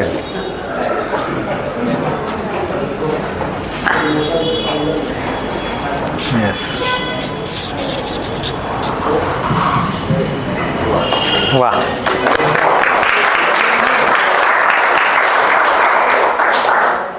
काय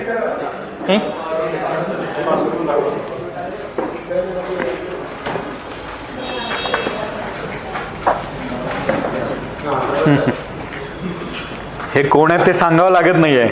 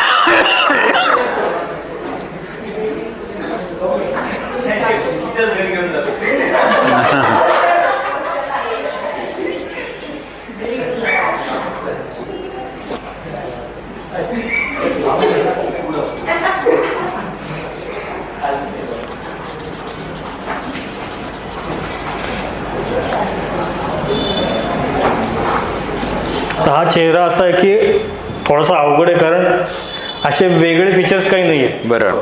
7-8 लोकांचा चेहरा असेल तसा तो चेहरा आहे. तर मुद्दाम तो काढला असा की थोडंसं अवघड काहीतरी. राईट. एक शेवटचं कोणाचं काढायचं? तुमच्यापैकी कुणाचं काढायचंय का?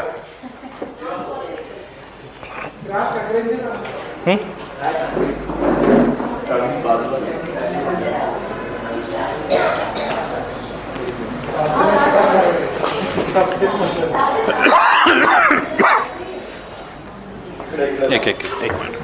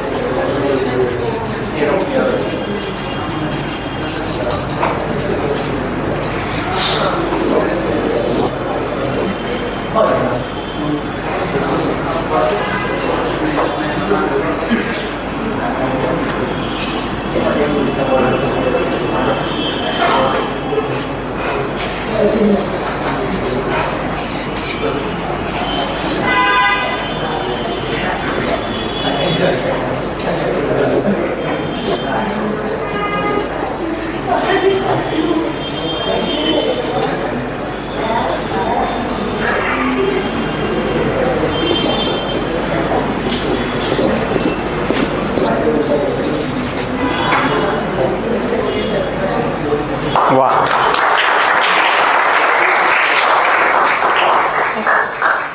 असं वेगळा एखादी व्यक्ती येते समोर आणि त्याच्यावर करायचंय व्यंग्य चित्र असं येतं, त्यावेळेला तुम्ही कसं पाहता त्या नजर, तुमची व्यंग्य चित्रकाराची नजर?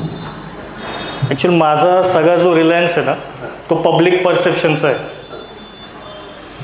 म्हणजे पब्लिक त्या नेत्याकडे कसं बघते किंवा मी कसा बघतो याच्यात महत्त्वाचं ते नाक किंवा आता हे हात असेच असतात त्यांचे नेहमी. ह्या गोष्टी आहेत, पण लोक त्याच्याकडे कसे बघतात ना ते खूप महत्त्वाचं आहे. सो माहिती नसलेल्या माणसाचं कॅरिकेचर सहसा चांगलं होत नाही. जो खूप काहीतरी कांड करून ठेवलेल्या माणसाचं कॅरिकेचर चांगलं होत असेल. पब्लिक लाईफमध्ये आहे ना त्यांचं काहीतरी एक ॲटिट्यूड किंवा पब्लिक लाईफमध्ये कांड केलेला कांड केलं. सर एक प्रश्न होता, वर्ष कार्टून काढले जाते, तुम्ही म्हणाल ते 12 वर्ष काढते.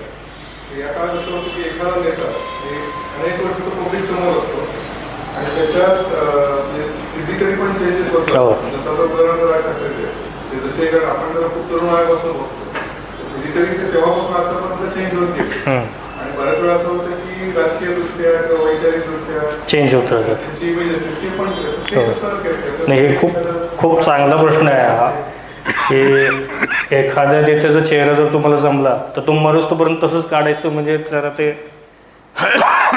ती जर्नी दिसली पाहिजे. म्हणजे तो म्हातारा होत चाललाय, वय वाढत चाललंय. असं एखाद्या याचं आपल्या राजकारणातलं आहे का की पूर्वीचं असं काय सध्या सध्याचं असं असतं?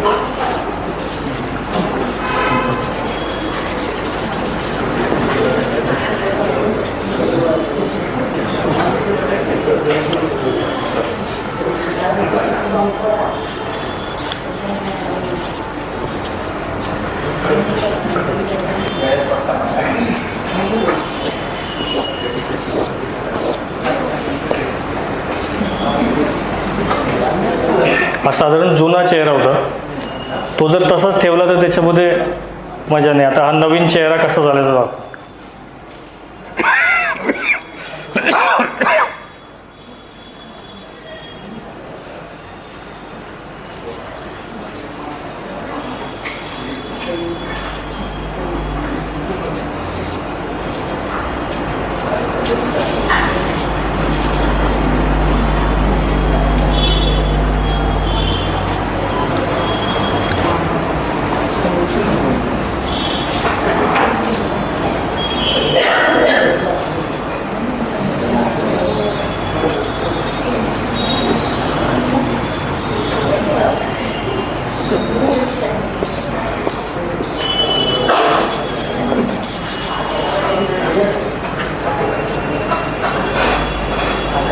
हा जुना आणि असं ॲक्च्युली प्रत्येक नेत्याचं झालं पाहिजे. मी बघितले तसे काही कार्टून्स की मरच तोपर्यंत एकच चेहरा असा.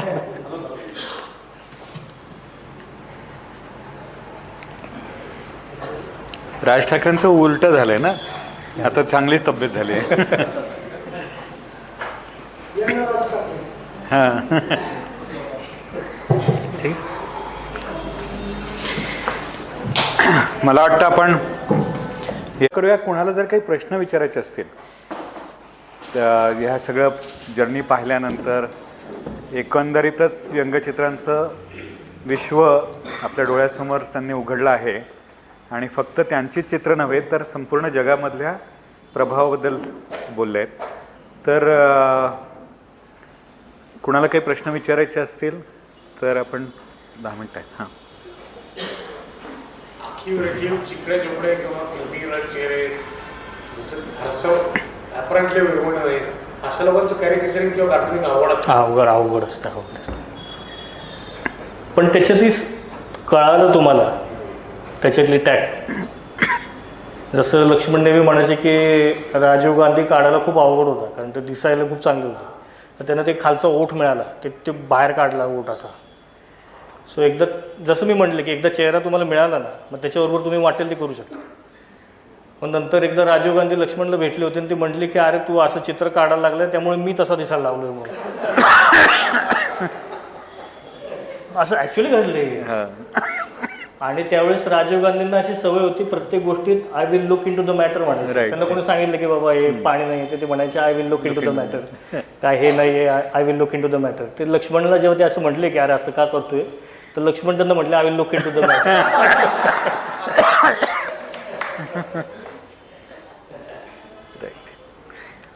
पण आता हे लक्ष्मण ठाकरे, बाळासाहेब राज ठाकरे असतील किंवा इतरही पॉलिटिकल व्यंगचित्रकार आहेत, त्यांच्या शैलीबद्दल काय वाटतं?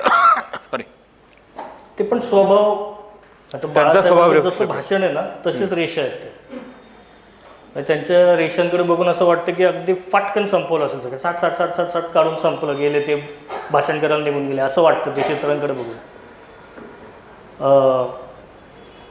तसंच लक्ष्मणचं पण तसंच आहे, म्हणजे प्रत्येकाची एक पर्सनॅलिटी आहे, त्यांचं ते विचार करण्याची एक पद्धत आहे, त्यानुसार. परदेशी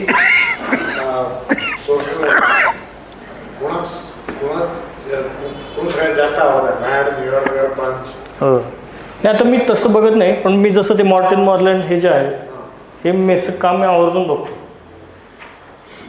ह्याचं आवर्जून बघतो. म्हणजे मला वाटतं हा जगातलं सगळ्यात चांगलं कार्टून असतात. अप्रतिम. हो हो आता जे नवीन मीम्स येत आहेत आपण त्या मीम्समुळे व्यंगचित्रकलेवरती काय परिणाम प्रभाव कमी होतो. आणि दुसरा प्रश्न असा आहे की जर ते तुम्ही ज्यावेळेस म्हणजे एखादं चित्र रेखाटता तेव्हा ते विरोधी जेव्हा चित्र काढतात ते जास्त सोपं कठीण जाणार, म्हणजे ते जास्त चांगलं की एखादी जखम किंवा एखादं काहीतरी आपण म्हणूया की एखादी जखम करणार एखादं चित्र रेखाटताना ते कठीण जाणार. कशा पद्धतीने? बरोबर. नाही मला असं वाटतं की एखादी गोष्ट विनोदी पद्धतीने सांगितलं तर जास्त इम्पॅक्ट होतो. म्हणजे तू मूर्ख आहेस असं सांगण्यापेक्षा विनोद केला एखादा तर ते जास्त प्रभावी ठरतं. आणि ते मीम्सचं तुम्ही म्हटला ते त्याच्यामुळे फरक हाच पडला आहे की माझ्याकडे खूप कमी वेळ आहे ते काम करायचं. म्हणजे एखादी गोष्ट घडली तर त्याच्यावर मीम्स तयार होतात, त्यात फोटोवरनं तयार होतात, त्याच्यावर कोणीतरी फक्त लिहिलेलं असतं काहीतरी. मला अखंड चित्र त्या याच्यात काढायचं असतं विचार करून, ज्याच्यासाठी मला तास, 1.5 तास, 2 तास जे काय ते लागतो. सो ती कॉम्पिटिशन झाली आणि ते चांगले करणारे असतात, म्हणजे असं नाही. त्याच्यातला विनोद पण खूप चांगला असतो, पण मला ते पटपट करावं लागतं, हाच झालेला फरक आहे. सर, AI मुळे काही फरक आहे की व्यंगचित्रकाराला काही अडचणी होतात? ज्याच्याकडे डोकं आहे त्याला अडचण कधीच नाही होणार, पण ज्याचे शारीरिक काम आहे त्याला अडचण होईल. म्हणजे एखादा ॲनिमेशन स्टुडिओमध्ये बसून त्याला जे सांगितलं आहे की हे मधलं चित्र काढ, तिथे डोक्याचं काम नाही, तो फक्त चित्र काढतो आहे, त्या व्यक्तीला प्रॉब्लेम होऊ शकतो. पण जो विचार करून काढतो आहे त्याला विचार नाही करता येत, ते मशीन आहे. त्याने केला तरी विचार तरी त्याच्यात ती मजा नाही. याच्यात इंडियन थॉटच आहे तो, म्हणजे तो काढला आहे तुम्ही, पण तो आहे तर विचार ना, ती एक लँग्वेज आहे.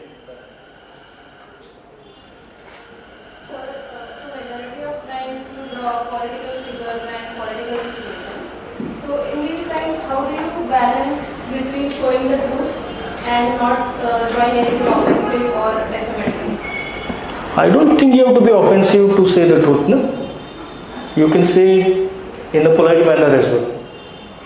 But how to make sure that when you are drawing certain figures, like if you show their body figures change from your perspective, so how do you maintain like that is not offensive but that is the truth? I have drawn my own boundaries which I don't cross.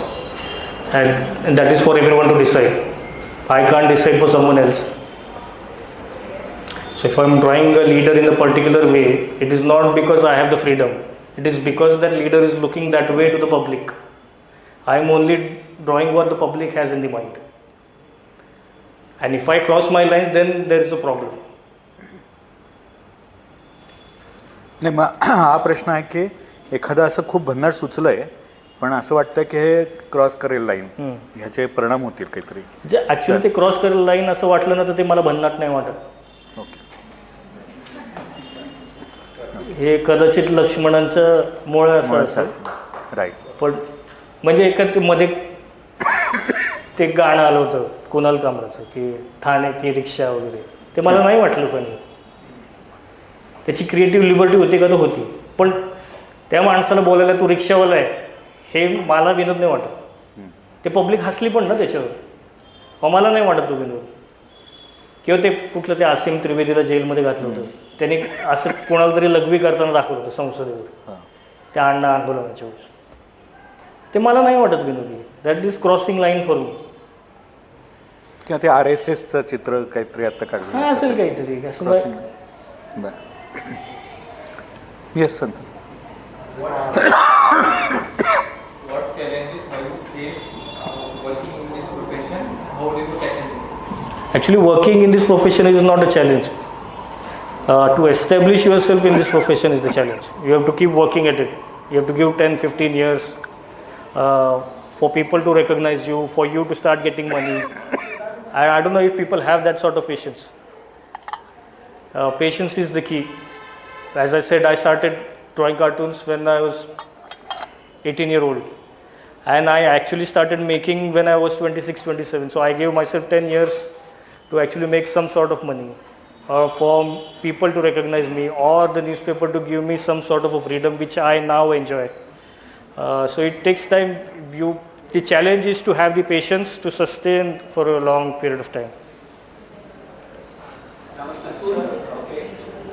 आता जवळपास आहे ना की 2 दशक आपण याच्यामध्ये आहात, आणि आपल्या जर कार्टून जर आपण बघत जर आहोत ना तर त्याच्यामध्ये एक गोष्ट कन्सिस्टंटली जाणवते की सोशल आणि पॉलिटिकल जरी कॉन्टेक्स्ट चेंज होत जरी राहिला ना तर तुमच्या कार्टूनमधून ज्या तुमच्या मूळ व्हॅल्यूज आहेत, जसं की इंटेग्रिटी आहे किंवा ती सेन्सिटिव्हिटी आहे, तो सोशल सेन्स आहे, तर तो तुम्ही मिस होऊ दिलेला नाही आतापर्यंत. तर मग हे कसं तुम्ही मॅनेज केलं आतापर्यंत? कारण की थोडं काहीतरी आलं की माणसं आपली म्हणजे असं जर म्हटलं ना, एखाद्याला स्लोगन जर दिलं गेलं किंवा काहीतरी असं चांगलं दिलं गेलं तर माणसं सहज वळवता येऊ शकतात.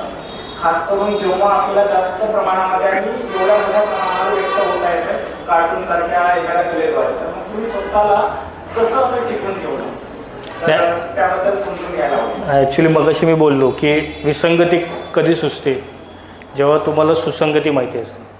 तर सुसंगती हा त्याच्यातला कॉमन थ्रेड आहे ना, जो तुम्ही म्हणताय की कसं टिकलं. ते जर नाही टिकलं तर पुढचं सगळं संपूनच गेलं. तो ग्राउंड फ्लोअर आहे, त्याच्यावरचे मजले बदलत राहतील पण तो ग्राउंड फ्लोअर तोच ठेवायला लागेल. तुम्ही मजले वाढवत नेऊ शकता. सो ते तुम्ही जे म्हणताय की ती इंटेग्रिटी वगैरे आहे, किंवा आता एक काळ असा होता की रॉबर्ट वाड्रावर कोणी कार्टून्स करत नव्हतं. म्हणजे मग रॉबर्ट वाड्रा कुठलीही पोस्ट नसताना एअरपोर्टवर असंच निघून जायचं, कुठलंही चेकिंग विना. असं का होत होतं, तर आम्ही सगळे कार्टुनिस्ट मिळून ठरवलं की आता ह्याच विषयावर काढायचं. बरं, काढले आम्ही. आता आज पण असे विषय आहेत, अदानी हा विषय बोलत नाही कोणी, काढायचं ठरवलं.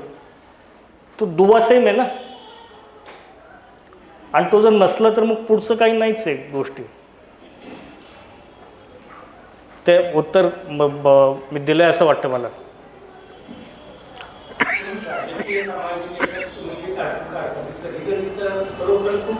अर्थपूर्ण किंवा एखाद्या लेखाचा विषय व्हावा एवढा आहे वाटतो मला पर्सनली. तर याच्यासाठी जे इनपुट नाही, खरोखर वाचनातून, इंटरनेट, टी व्ही चॅनल, माहितीतून कशातून इनपुट घेतात त्या सगळं ॲक्च्युली सगळ्यातनं तुम्ही घेत राहता. पण कसं होतं, आता तुम्ही तुमच्या घरातलं परिवार आहे, तुम्ही असाल, तुमची पत्नी असेल, मुलं असतील, नातवंड असतील, तुम्ही त्यांना रोज बघताय, त्यांच्या ॲक्टिव्हिटीज रोज बघताय. सो विशेष तुम्हाला असं कोणी येऊन सांगण्याची गरज नाही की तुमचा मुलगा असा आहे. ते तुम्ही रोज बघत जाता ना. ती फॅमिलीकडे जसं, तशा या देशातली सिच्युएशन जेव्हा मी या प्रोफेशनमध्ये आलो आहे, ते माझ्यासाठी असं झालं की ते मी रोज बघतोय त्या गोष्टीकडे. असं काही मला विशेष कुठे वाचायची गरज नाही आहे. जे थोडंफार दिसतंय बदल घडलेला, तो दिसायला लागतो चित्रामधून. संतोष. चित्राच्या बरोबर नाही, कालचं वर्डिंग किंवा कॅप्शनिंग असतं, त्याच्या सूचनेचा शब्द काही सांगता येईल का, आणि ते किती आवडत जातं. हो, नाही ॲक्च्युली माझा अनुभव असा आहे की ते माझ्यासाठी पूर्ण पॅकेज आहे.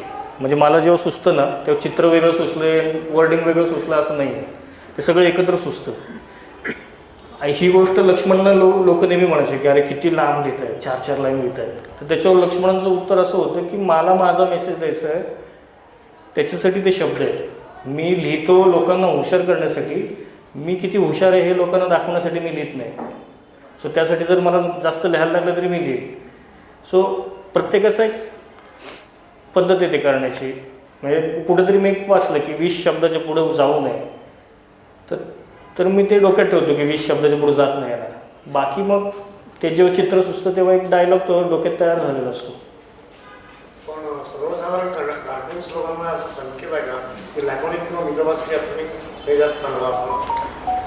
हां, असतं. जास्त शब्द असले ना, खास करून मोठ्या चित्रात, म्हणजे अशा चित्रात, तर त्याची पंचच जातं सर. अशा चित्रात शक्यतो 7-8 शब्दाच्या वर नसावं. अगदी डोक्यावरून पाणी 15 शब्द. बरं. आता ह्याच्यात तर काहीच नाही. काहीच नाही आहे. ते बारकाईने पाहिल्याशिवाय ते कळतही नाही, पण कळल्यानंतर जो त्याचा एक प्रचंड हे निर्माण होतो. पण पॉकेट कार्टून जर तुम्ही बघितलं ना, तर त्याच्यामध्ये असं मला वाटत नाही की शब्द कमी असले तरच मजा आहे. त्याच्यामध्ये कधी कधी असे असतात की 3 वाक्य, म्हणजे विनोद 3ऱ्या वाक्यात होतो.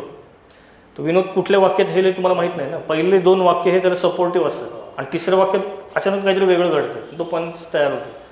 सो जर ती पहिली 2 वाक्य नसली तर ते 3ऱ्या वाक्याचं महत्त्वच नाही आहे काही. सो त्या अर्थाने तिथे ते शब्दांची गरज आहे. तिकडे कोणीतरी विचार. हां, सध्याची जी परिस्थिती आहे, या परिस्थितीवरची जर तुम्हाला एखादं व्यक्ती चित्र रेखाटायचं असेल तर तुम्ही कोणावरती ते चित्र रेखाटा. कुठल्या परिस्थितीवर? सध्याची महानगरपालिकेची परिस्थिती असेल, याच्यावरती जर एखादी व्यक्तिरेखा व्यंगचित्रातून रेखाटायची जर नसेल तर तुम्ही कुणाची? मी मतदारावर काढेल किती पैसे मिळाले याचे.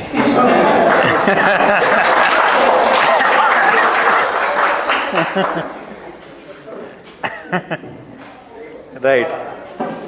हां, विचारा. सर, आपण ज्ञानेश्वरांकडे काही धडे घेतले, आपल्याला पण आपले गुरु असं म्हणतात, तर आपली आपली शैली विकसित झाली आणि ती माझी शैली आहे याचं आपल्याला किती वर्षानंतर जाणवतं? ॲक्च्युली मी रवी परांजपेंना भेटायला जायचो, पुण्यातले मोठे आर्टिस्ट. इथं मॉडेल कॉलनीमध्ये राहायचे ते, मोठा माणूस आर्टिस्ट पुण्यात. तर त्याने त्यावेळेस सांगितलं होतं की ज्या दिवशी तू सही न करता लोक ओळखतील की तुझं चित्र आहे, त्या दिवशी तुझी स्टाईल तयार झाली. सो त्याच्यासाठी तुम्ही प्रयत्न नाही करू शकत की मी आता एखाद्या बॅट्समध्ये येतो म्हणून मी असाच उभं राहून खेळणार, तो आऊट पण होऊ शकतो ना. ते तुमचं कम्फर्ट बघितलं पाहिजे तुम्ही की मी कसं उभं राहिल्यावर माझं जोरात शॉट बसत आहे. तसंच ते स्टाईलचं पण असतं की ते होत जाते, ते तुम्ही तयार नाही करू शकत. मग माझं लाख इच्छा असेल मी असं काढावं, तर ते नाही होणार माझ्याकडनं. माझं एक वेगळी स्टाईल आहे की ज्याच्यामध्ये माझं कम्फर्ट आहे. कधी कधी मला असं जाणवतं की मी हातापायाची ॲनाटॉमी अजून चांगली करू शकतो, पण नंतर मला जाणवलं की नाही, ते माझ्या तो जो एक इसेन्स असतो त्या इसेन्सचा तो भाग आहे, ते त्याला मॅचिंग आहे.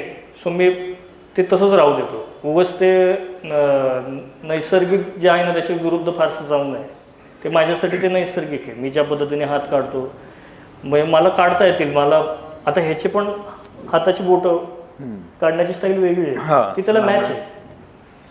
सो प्रत्येकाची एक स्टाईल असते, ती होत जाते इव्हॉल्व. इथे मला एक प्रश्न विचारायचं की हे झालं एका चित्रातनं गोष्ट सांगणं आणि हे, पण जसं मध्ये आपण प्रयोग केला त्या सॉरी, थँक्यू, ओके, ते जे पुस्तक आहे प्रफुल्ल वानखेडेचं, ते संपूर्ण पुस्तक हे कार्टूनचं आहे आणि तरी गोष्ट आहे पूर्णतः, आणि अतिशय अप्रतिम असं पुस्तक झालेलं आहे. जरूर तुम्ही बघा.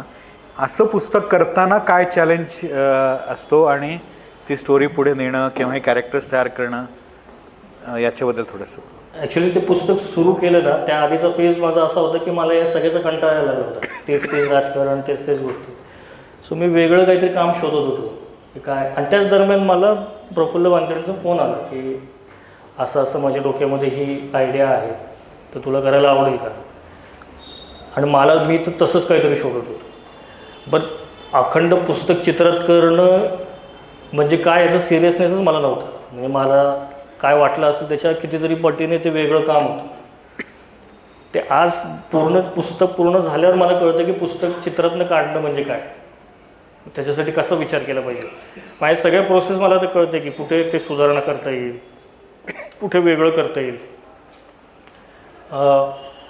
पण ते चित्राच्या बाबतीत पण तसंच आहे. म्हणजे मी चित्र काढता काढता शिकत जातो की असं नाही असं केलं पाहिजे, असं नाही असं केलं पाहिजे. तसंच ते पुस्तकाची पण तशीच प्रोसेस आहे. राईट. मला वाटतं आपण जवळजवळ तास, दीड तास, कुणाचं राहिलं काही प्रश्न नाही ना, तास दीड तास जवळजवळ आपण एका वेगळ्या विश्वामध्ये, खरंच अलौकिक विश्वामध्ये आलोकने आपल्याला नेलं. आणि व्यंगचित्रांवर थोडं हसत खेळत पण अतिशय गंभीर अशी आपण सुसंगत चर्चा केली आणि हे संपूर्ण हे समजून घेण्याचा प्रयत्न केला. आपण त्याच्याबद्दल आलोकचं अभिनंदन करूया आणि शुभेच्छा देताना पुढच्या वाटचालीसाठी मला असं वाटतं की नेक्स्ट हे त्याचं कुठलं ना कुठलं तरी कॅरेक्टर त्याच्याकडे जर आलं आणि त्या कॅरेक्टरला घेऊन जर आपल्याला बोलता आलं तर जास्त मजा येईल. तर मी शुभेच्छा देतो की अशा प्रकारचं कॅरेक्टर या पुढच्या वर्षामध्ये दिसावं. नवीन वर्षाच्या शुभेच्छा आणि असंच हसवत राहा, हसत खेळत जगायला आम्हाला शिकवत राहा. धन्यवाद. तुमच्याबरोबर गप्पा मारायला मी मजा येते. आज तुम्ही होता आणि माधव सरांना पण थँक्यू, त्यांनी आयडिया तुम्हाला सुचवली. सरांना पण थँक्यू. आणि कदाचित जर तुम्ही तो कोर्स वगैरे काही डेव्हलप केला तर माझी नक्की मदत मी तुम्हाला देईल. धन्यवाद सर. अनेकदा असं होतं की चित्रकार असतात, कलाकार असतात, ते खूप सुंदरपणे त्यांच्या चित्रांमधून एक्सप्रेस करू शकतात स्वतःला. पण यामागची माझी काय थॉट प्रोसेस होते किंवा मी काय विचार केला होता किंवा माझी प्रोसेस काय हे अनेकदा त्यांना सांगता येत नाही. पण एक उत्तम चित्रकार आणि उत्तम व्यंगचित्रकार असण्यासोबतच सर एक ओघळत्या शैलीत उत्तम वक्ते सुद्धा आहे. तर हे आज नक्कीच दिसून आलं. सर एका वेळेस फक्त सांगेन, सर सुरुवातीला आणि नंतर सुद्धा अनेकदा नम्रतेने हे म्हणाले की बिगिनर्स लक होतं, माझं लक होतं, माझ्यासोबत त्या गोष्टी होत गेल्या. मला असं वाटतं हेच एखाद्या मोठ्या व्यक्तीचं आणि कलाकाराचं कलाकाराकडनं आपण शिकू शकतो की असं अनेकदा आपण म्हणतो ना फॉर्च्यून फेवर्स द ब्रेव्ह, तर जी व्यक्ती मेहनत करते त्यांच्यासोबतच लक असतं आणि हे सरांच्या पूर्ण प्रवासातनं आपण पाहिलं. खूप खूप धन्यवाद सर. मी खूप पॉईंट्स नोट डाऊन केले, पण आता मी किती बोललो आणि मी बोलत राहिले तर ही जी चर्चा झाली आहे त्याचं महत्त्व मला कमी नाही बोलायचं. यानंतर मी विभाग प्रमुख डॉक्टर संजय तांबड सर यांना विनंती करते की त्यांनी समारोपाचं भाषण करावं आणि आभार प्रदर्शनी करावं.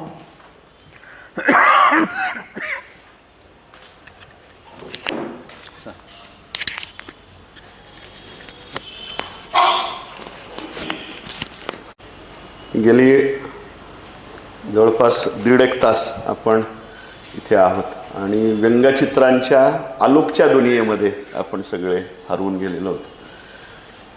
ज्या वेळेला प्रसाद मिरासदार सरांनी सांगितलं की आपण आलोक यांना आपण बोलवूयात आणि आपल्या विभागामध्ये त्यांचा कार्यक्रम आपल्याला करायचा आहे, आपण बहुतेक सर्वांनी त्यांची व्यंगचित्र पाहिलेली आहेत, पण आलोक दिसतात कसे याच्याविषयी बऱ्याच जणांना निश्चितपणाने उत्सुकता होती. कारण व्यंगचित्रातनं ते बोलतात, पण नेमका हा माणूस कसा आहे, त्याची घडण कशी झाली आणि तो कशा पद्धतीने विचार करतो आणि तो कशा पद्धतीने त्याचं रेखाटन करतो याविषयीची जी काही उत्सुकता आपल्या सर्वांच्या मनामध्ये होती ती मला वाटतं आज या सगळ्या संवादातून निश्चितपणाने आपल्याला सर्वांपर्यंत त्यांच्या विश्वामध्ये प्रवेश करता आला. मी या नव्या वर्षाच्या पहिल्या व्याख्यानामध्ये पहिल्या संवादामध्ये आलोक इथे आले याबद्दलचा आनंद निश्चितपणाने आहे. उद्या संक्रांत आहे, त्यामुळे एका संक्रमणाच्या या टप्प्यावर आपण सर्वजण आहोत आणि समाज हा सतत संक्रमित होत राहतो आणि मग ते संक्रमण होत असताना त्याच्यामध्ये घडणारे जे काही बदल चांगल्या अर्थाने जे आहेत तर ते टिपणं आणि ते लोकांपर्यंत नेमकेपणाने पोचवणं आणि ते कमीत कमी रेषांमधनं ते पोचवणं, त्याच्यातलं व्यंग्य दाखवणं, त्याच्यातली विसंगती दाखवणं आणि मग ती विसंगती दाखवत असताना सुसंगती सदा घडो सुजनवाक्य कानी पडो असं आपण म्हणतो. तर ती सुसंगती सुद्धा काय आहे आणि मग ती मूल्यांची रुजवात सुद्धा नेमकी काय आहे आणि ते करताना काही सीमारेषा आपण ओलांडता कामा नाहीत. याचं स्वतःला घालून घातलेली मी जी मर्यादा आहे म्हणजे इतर कोणी सांगण्यापेक्षा सुद्धा आपल्याला कळतं की समाजाचं भलं कशात आहे आणि दुसऱ्याकडे बोट दाखवत असताना विसंगती दाखवत असताना सुद्धा ती अधिक चांगल्या पद्धतीने प्रभावीपणे आपल्याला कशी दाखवता येईल हा सगळा संवाद आपल्याला या आजच्या याच्यातून अनुभवता आला. त्यामुळे आपण जो मगाशी म्हटलं आपली चर्चा झाली की खरंच या पद्धतीचा कोर्स आपल्याला जर विकसित करता आला तर त्याच्यासाठी तुमची मदत आम्हाला निश्चितपणाने लागेल. त्यामुळे पत्रकारिता म्हणत असताना पत्रकारितेमध्ये केवळ आपण शब्दांनीच बोलतो असं नाही, तर ते दृश्यातनं बोलतो, चित्रांमधून बोलतो, रेषांमधून बोलतो आणि मग ती भाषा आपल्या सर्वांना निश्चितपणाने समजली पाहिजे आणि तो आपल्या एकूण सगळ्या सार्वजनिक जीवनाचा एक अविभाज्य भाग आहे. त्यामुळे हे बाळासाहेब ठाकरेंपासून आर के लक्ष्मण आणि डेव्हिड लोवपासून अनेकांनी जी काही हे दालन समृद्ध केलेलं आहे तर ते दालन आपण अधिकाधिक समजून घेऊ. मी आपल्याकडच्या वेगळ्या आत्तापर्यंतच्या अभ्यासक्रमांमध्ये सुद्धा अनेक विद्यार्थी असे आठवतात की प्रत्येक अभ्यासक्रमामध्ये एखाद दोन विद्यार्थी तरी जरसे असतात की त्यांना शब्दांपेक्षा रेषांमधनं बोलायचं असतं, पण त्यांना मार्गदर्शनाची जरा वेगळी व्यवस्था आपल्याकडे नाही, पण ती या निमित्ताने आपण नक्की सुरू करूयात.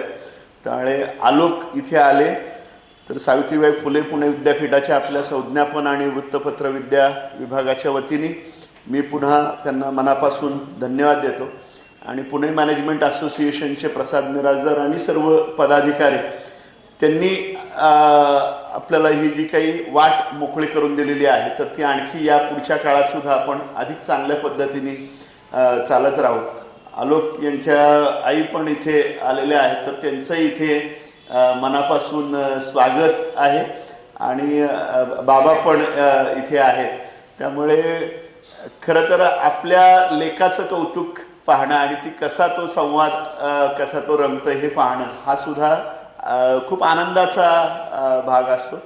त्यामुळे तुमच्या मनात असलेल्या भावना आम्ही फक्त समजूनच घेऊ शकतो. त्यामुळे आपलंसुद्धा मनापासून आपल्याला धन्यवाद आणि पुन्हा पुन्हा आपण इथे येत राहा आणि या अशा प्रकारचे कार्यक्रम आपण आपल्या विभागामध्ये नेहमी आयोजित करत राहू. त्यावेळी विद्यार्थी म्हणून सुद्धा आणि त्याचबरोबर इतर अनेक जण सुद्धा आज आवर्जून इथे आले. मी रमेश वत्रे सकाळचे दौंड तालुक्याचे प्रतिनिधी इथे आहेत. मगाशी मुक्कीम तांबोळी इथे आलेले होते. त्यामुळे ज्यांना याच्यामध्ये रस आहे, मी सुधन्वा जोगळेकर या ठिकाणी आहेत, तर असे सुद्धा येणं आणि त्यांनी ऐकणं आणि मग त्याच्यातनं घडणारा जो काही संवाद आहे, तर आपल्या सर्वांचं मनापासून धन्यवाद. आणि इथे आपण थांबूयात.